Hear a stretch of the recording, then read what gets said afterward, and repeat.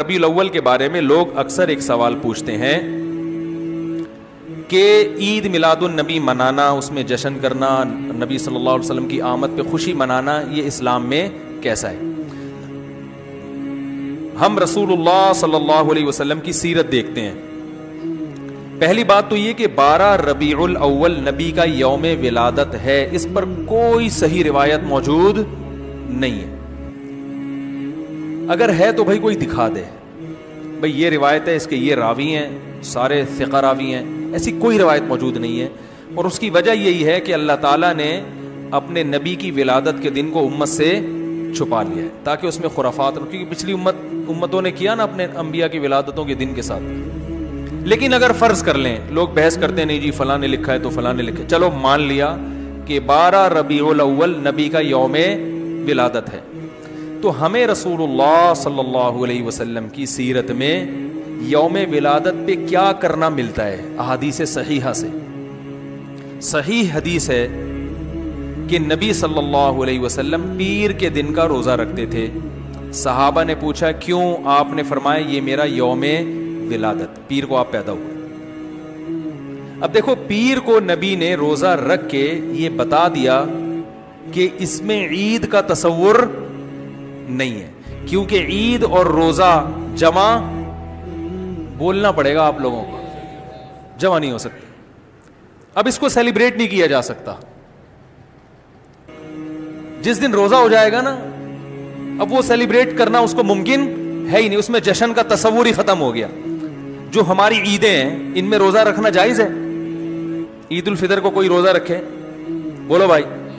اگر جس دن روزہ رکھا وہ عید نہیں ہو سکتی، جو عید ہے وہ روزے کا دن. کیا خیال ہے؟ عید اور روزہ ایک دوسرے کے کیا ہیں؟ اپوزٹ. کیونکہ عید ایک خوشی کا دن ہے اور اس کو سیلیبریٹ کرنا ہے. تو سیلیبریٹ جو کیا جاتا ہے کھا پی کے کیا جاتا ہے یا بھوکا رہ کے کیا جاتا ہے؟ دیکھو، آپ کے بچے کا امتحان میں پاس ہو گیا اچھے نمبروں سے، بہت خوش ہیں آپ نے تمام رشتہ داروں کو فون کیا، بھائی میرا بچہ 100 نمبروں سے پاس ہوا ہے، میں بہت خوش ہوں اور میں اب جشن مناؤں گا، ایک سیلیبریٹ کروں گا اس کو. بھائی کیسے کریں گے؟ بھائی آپ تمام لوگوں سے گزارش ہے کہ صبح کا ناشتہ بھی چھوڑ دیں اور کل دوپہر کا کھانا بھی چھوڑ دیں. ہاں بھائی، یہ کیا ہو گیا بھائی؟ یہ خوشی ہے یا کوئی غم ہے بھائی؟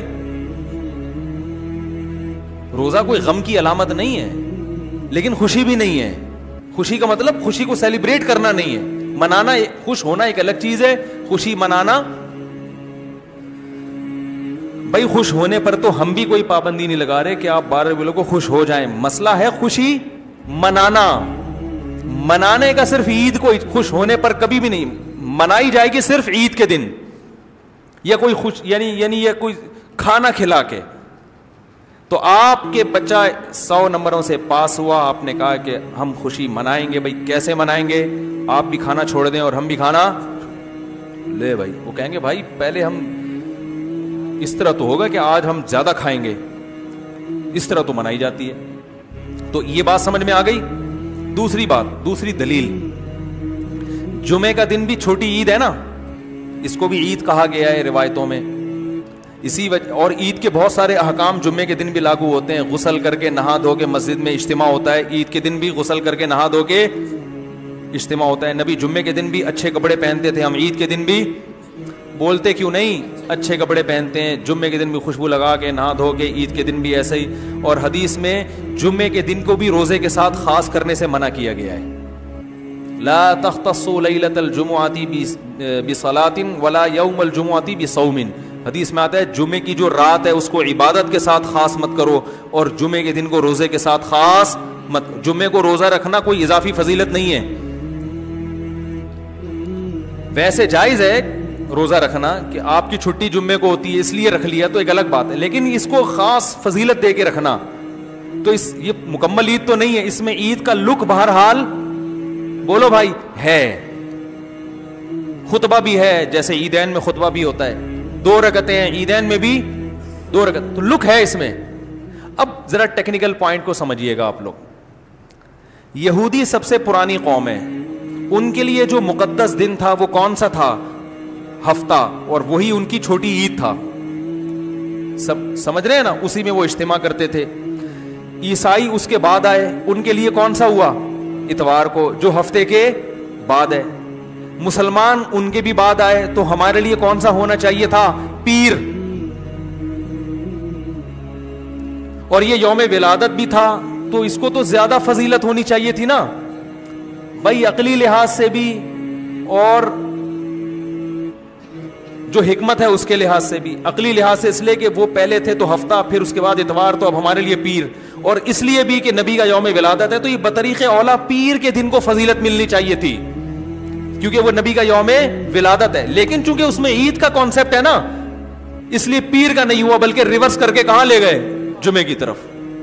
تو پیر کے دن یا نبی کے یوم ولادت سے عید کا کانسیپٹ اسلام نے کھرچ کھرچ کے نکال دیا ہے کہ اس میں عید کا کانسیپٹ ہو ہی نہیں سکتا, اپوزٹ ہے اس کا, روزہ ہے.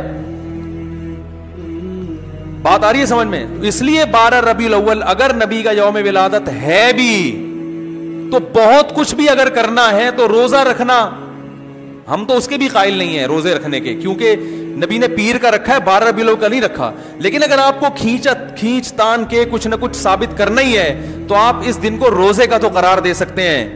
آپ اس دن کو سیلیبریٹ کرنا یا عید قرار دینا آپ کے لیے ممکن, قرآن و سنت نبی کی تعلیمات کے مطابق عید کا دن قرار دینا ممکن نہیں ہے, آپ ممکن نہیں ہے. دوسری بات, ابھی بات مکمل نہیں ہوئی ہے, ایک پوائنٹ اور رہ گیا. اسلام میں عیدیں صبح کے وقت ہوتی ہیں, رات کو عیدیں غیر مسلموں کی ہوتی ہیں.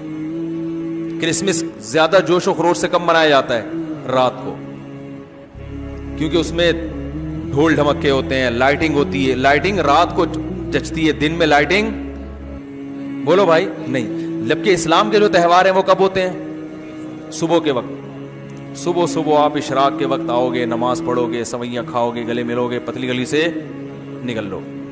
عید الاضحیٰ میں بھی صبح آؤ گے, نماز پڑھو گے, قربانی کرو گے, گوشت کھاؤ گے, ٹھیک ہے نا. یہ سب کام تبھی فقہا نے لکھا ہے کہ مغرب کی نماز کے بعد جانور کو قربان کرنا مکروہ ہے, جائز ہے مگر مکروہ, کیونکہ شاعر اسلام میں سے ہے دن میں ہوگا. یہ رات کو شریعت نے اس لیے نہیں رکھا کہ رات کا وقت نا گناہوں کی طرف لے جاتا ہے. جب خوشی منائی جاتی ہے تو رات کو انسان ٹریک سے ہٹنے کا خطرہ زیادہ ہوتا ہے. جبکہ 12 ربیع الاول کو جو عید منائی جاتی ہے وہ دن میں زیادہ منائی جاتی ہے رات کو. ساری لائٹنگ رات کو ہوتی ہے, سارے جو نعت اور میوزک کے ساتھ وہ سب کب ہو رہا ہے؟ رات کو. یہ خود اسلام کے مزاج کے خلاف ہے. تو پتہ ہی چلتا ہے بھائی, بہت معذرت کے ساتھ, کسی پہ طنز مقصد نہیں ہے. دیکھو اللہ اس کے رسول صلی اللہ علیہ وسلم کو فالو کرنا یہ عشق نبی ہے اصل. یاد رکھو, محبت میں جذبات پہ کنٹرول کرنا یہ زیادہ مشکل کام ہے, اور جذبات سے ہٹ کے, جذبات سے مغلوب ہو جانا یہ آسان بہت ہے, لیکن یہ حقیقی محبت کی علامت نہیں ہے. جب محبت ہو نا کسی کو, تو اپنے جذبات کو حدود کے اندر رکھے انسان محبت کا اظہار کرے. اپنے جذبات کو غالب کر لینا. نبی کا عشق ہر مسلمان کو ہے, ہر ایک کا دل چاہتا ہے یہ کرے یوں کرے نبی کی یاد میں, لیکن آپ اپنے اس جذبات پہ کنٹرول کریں. بولے بھائی رسول اللہ صلی اللہ علیہ وسلم کی جو اطاعت ہے وہ پہلے ہے, اپنے جذبات بعد میں.